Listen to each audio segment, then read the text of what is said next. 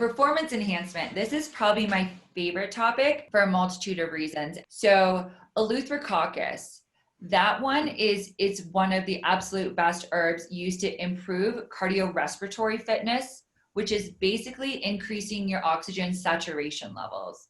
So again, like we were talking about in the very beginning of getting that nutrient-rich blood to your muscles, the Eleuthrococcus is helping as well, so that you're not fatiguing as quickly. It also helps with fat metabolization as well, and the utilization of your fatty acids.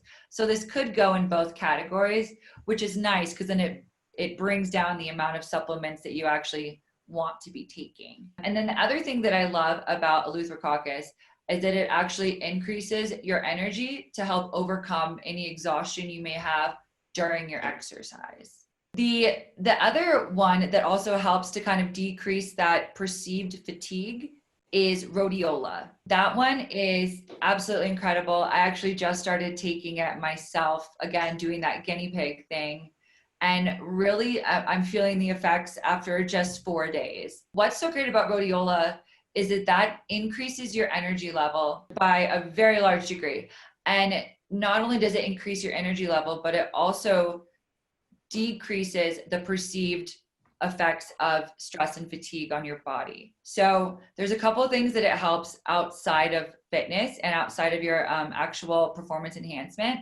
Is I give rhodiola to a lot of my patients that are wanting to get off of their Adderall. It's really, really helpful in increasing your cognition, your mental focus, and just your mental capacity in general.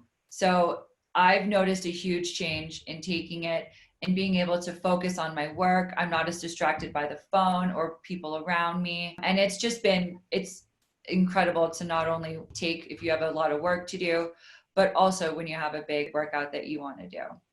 The one that's the most popular is ashwagandha.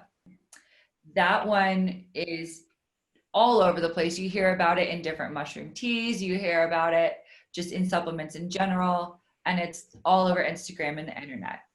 And rightfully so. It does so many incredible things. It is probably the most potent or the most powerful adaptogenic herb out there. And it helps with a variety of things from physical performance to longevity. It also is an antioxidant, and it helps with increasing your lean muscle mass percentage as well as your energy levels. So that one, I absolutely love ashwagandha. I have almost everybody taking it, and people see benefits very quickly. And then the last two here, or last few, there is L-Arginine. That one, again, arginine is an amino acid, and what that does is that helps to vasodilate. Again, bring blood vessels, open up the blood vessels, bring blood to the muscles to help them work better. You could do L-Arginine or L-citrulline, which is kind of the cleaner version of L-Arginine, which means it's a little bit more expensive. It's not as commonly found in the stores, but also both fantastic for increasing nitric oxide. Another one that increases nitric oxide is Panax ginseng or Siberian ginseng.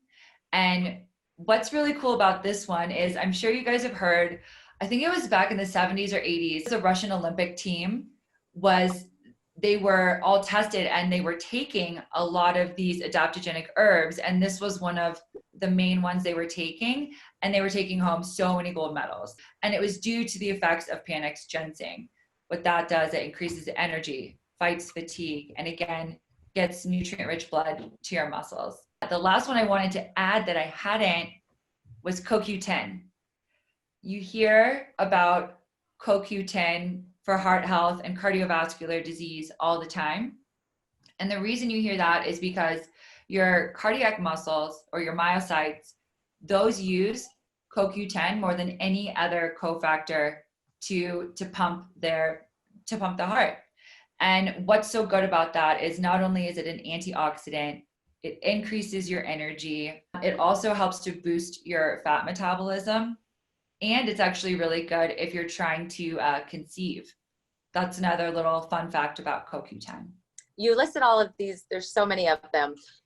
Do you have to take, only a couple? Do you want to take them all? Is that too much? In what order? Yeah, I would definitely not take them all. I kind of wanted to just provide people with information and knowledge.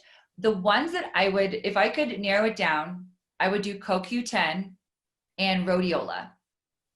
Those are the two top ones that I would do for performance enhancement. Okay.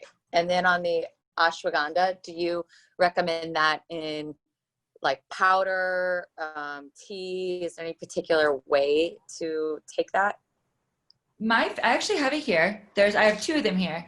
The ashwagandha, I take it in a capsule, and I do one in the morning and then one in the evening. And it's totally fine to do it in a capsule or a powder. I just like this particular formula of how it's actually made in the lab. And the rhodiola I do in the morning because I don't want a ton of energy at night. So I do that one in the morning and then before I work out. And then I know, I drink coffee throughout the day. And then anytime there are, fat burners and kind of these additional performance supplements, a lot of them have a lot of stimulants in them. And so then you're like shaking. What's the best way to have these natural sources of energy without being overstimulated? And do many of these have those effects on you? Actually, that's an amazing question. What happens is once you start taking the adaptogenic herbs, your coffee cravings and your coffee cravings decrease. So I've had people go from 4 or 5 cups a day down to 1 within, 2 or 3 weeks. And they just don't feel the need to reach for another cup. And it also kind of saves you money too.